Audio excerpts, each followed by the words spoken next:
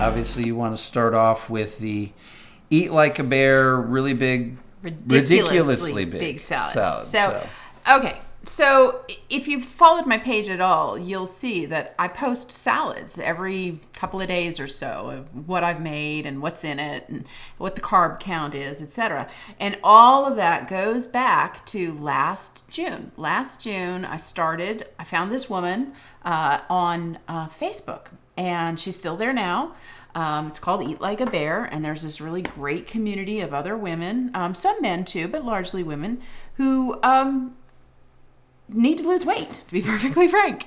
And last June, I really needed to lose weight. I still do, but I'm 50 pounds to the better because of how this woman's program is structured. It's all free. It's all up there. You don't have to buy her book. You don't have to subscribe to anything. It's just there on Facebook. And at this point, she has over 100 people who have lost over 100 pounds. Now, question, you keep saying she. Who is she? Amanda Rose. There we go. It was gone for just a second. Her name is Amanda Rose, and she is a ball of energy. Just watching her on her videos, she kind of fell into this way of eating herself. She began, I guess it was probably at this point maybe 3 years ago, trying to drop her own weight so that she didn't have to go through gastric bypass, and she did it through combining 3 sort of more commonly known methods. Number 1, her calories are only 1,200. It's all at one sitting, but her calories only 1,200 a day. My kind of meal. Then that one meal is once a day for 1 hour. So she's got low calorie restriction on some levels. Trust me, when you're sitting down to eat 1,200 calories all at once, you don't feel restricted at all. And then she's doing it for 1 hour a day. And then she's keeping her carbs, her net carbs, below 20. I shoot for below 15. I feel like it does a better job. And she did that for over a year and dropped 120 or 140 pounds. And she was like 280 to begin with. Something about that. It sounds kind of counterintuitive, because you would think that if you're just eating a lot at once and then kind of just starving yourself in a way, or at least for me, I would feel like I was starving myself the rest of the day. Doesn't the body want to cling to whatever limited nutrition you actually put into it, or how's that work out? No, what ends up happening is your body gets time to go into fat burning mode. Every time you eat something, you spike your blood sugar. Every time your blood sugar is spiked, you are not burning fat. When your blood sugar levels back out and you need something, you're about to run, you're about to go into a courtroom, something that pulls stress, with the blood sugar nice and steady and low, it pulls from your fat stores. She actually follows another PhD by the name of Jason Fung.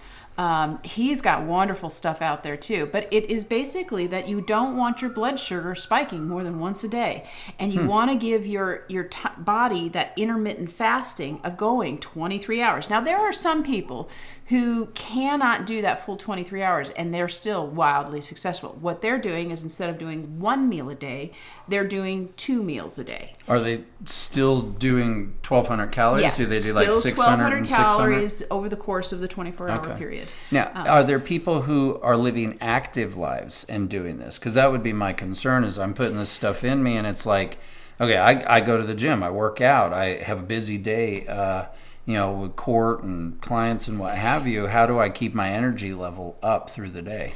There are, but in all fairness, most of the people that I'm watching on this are more like me. They are older. They have larger amounts of weight to work. So the idea of going out and running 5 miles and lifting weights, to see what they can max out at, it's not really the topic of conversation. I'm just asking because, there might there be a are broad... some, especially as they get smaller, especially as they get into their, real close to their target weight and their weight slows, that is how they speed it up. They start lifting weights, they start walking, and so that pushes them down that final little, nugget of weight that's always so hard to get off. Now, if you're eating like this, you've lost, 50 pounds. Mm-hmm.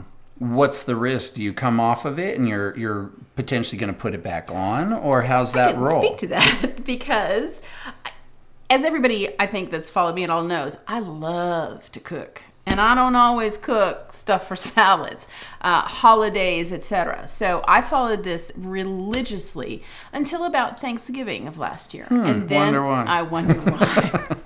And then we did Thanksgiving meals. And then I got back onto it for a little bit. And then we did Christmas meals. And then we went on vacation. And forget about it. If I'm on vacation, just forget about it. So, and I've risen a little bit of that, but I'm nowhere near where I was last June. So it stayed pretty steady. And I've been real good the last several months with a couple of deviation days. And it's coming right back off. So for me, this is a really proven method, especially as you get older. You know, as you get older, you haven't crossed that bridge yet, dear. No, thank goodness. I don't want to. It gets harder. It does. Your body just slows down and it does not want to drop that weight. And the combination of those three, the intermittent fasting, the calorie restriction sort of, and the carbs, it's a triple threat. Is that what they call it? I guess. Yeah.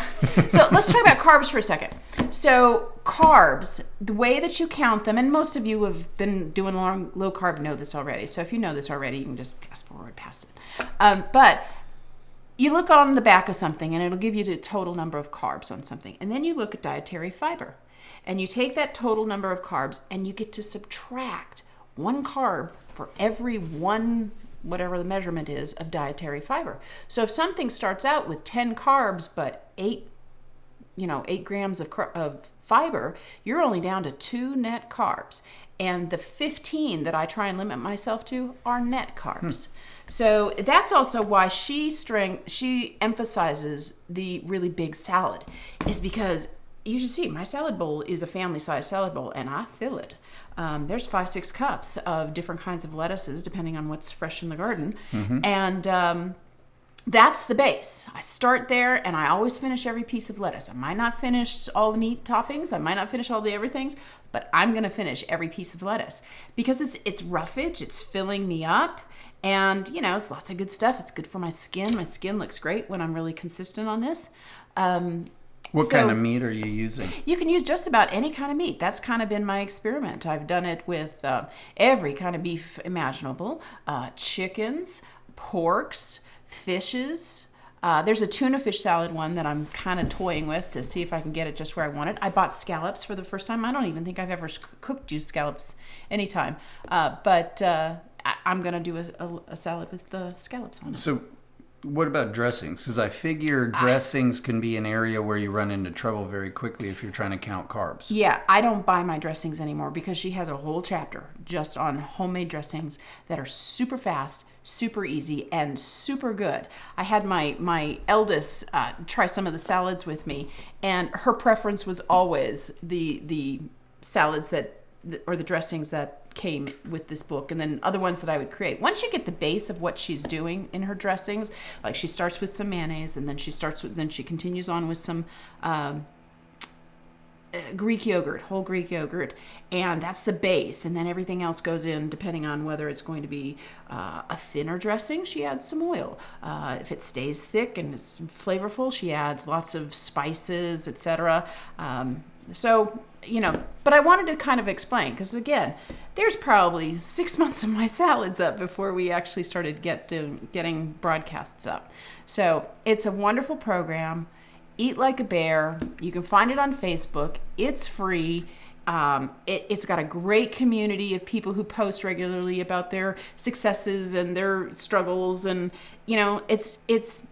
and there's not that I've not come across any negative talk. The second somebody starts feeling sort of negative, everybody, kind of chimes in and, brings them up. It's just a really good community. So that's Eat Like a Bear. And I'll keep posting my salad dressings, and I'll keep posting salads that she has. And all I can say is go find her. Go find her. Amanda Rose, The Ridiculously Big Salad. This is her book. It's not very big. And Eat Like a Bear on Facebook. So, okay. And the nice part is you have so much content up. So if people are interested. Oh, you want some ideas? Go find the page. Yeah. So I've never tried it. I will admit the salads do look good. Just visually, it does look like appetizing food. Sometimes when you're dieting, you're just like, no, I refuse. But That actually is very appealing, and I've seen her, put a range of different meats in, but I wasn't sure if you're putting in different meat, does it impact your calories? Different dressings, does it impact your calories? But it sounds like it's something that that's one all more of thing. that is factored in. I track everything with Carb Manager. That's the name of the app. And then I can put in, and I weigh everything before it hits that salad. So as I'm building that salad, I'm entering it in, so I know I am staying within my range and within my target. Okay. So cool. Well, if you get any personal experience going with it, obviously there's a Facebook page. You can join a community of people. I think that makes anything that you're doing that much easier. If you're not feeling alone, other people have walked the path before. They've had their ups and downs with it, and they can offer some practical and constructive advice. I think it's something that can be far more rewarding. I think that's actually what we're trying to do with this show. Yes. Isn't that interesting? So if you're looking for an Eat Like a Bear buddy, just hit me up. Send me a message. Okay. I'll dive in with you.